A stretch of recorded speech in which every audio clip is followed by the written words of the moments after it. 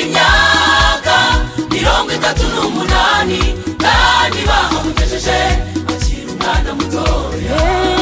Hari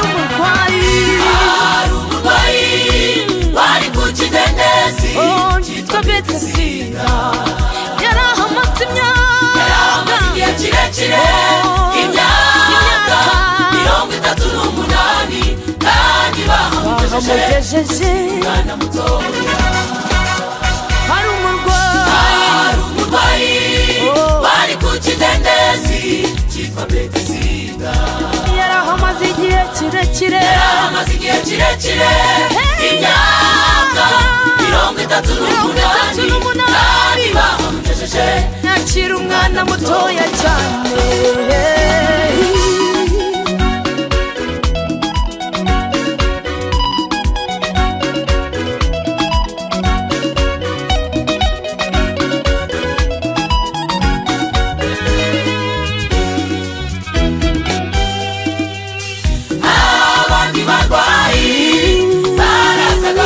bakabashyira muri icyo kidendezi maze bagakira.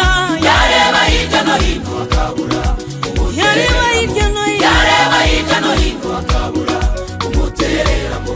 Imbeho yari nyinshi yarahamusangaga, n'imvura yagwa ikahamusanga, n'izuba ryava ikahamusanga. Abandi barwayi bakabashyira muri icyo kidendezi maze bagakira. Yareba hirya no hino akabura umutereramo. Imbeho yari nyinshi yarahamusangaga, n'imvura yagwa ikahamusanga, n'izuba ryava ikahamusanga.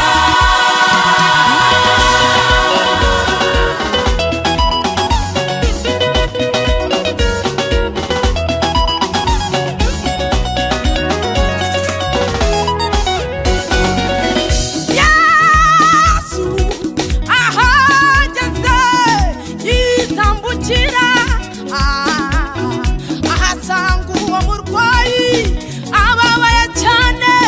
Yesu amubonye amenya ko amaze igihe kirekire arwaye.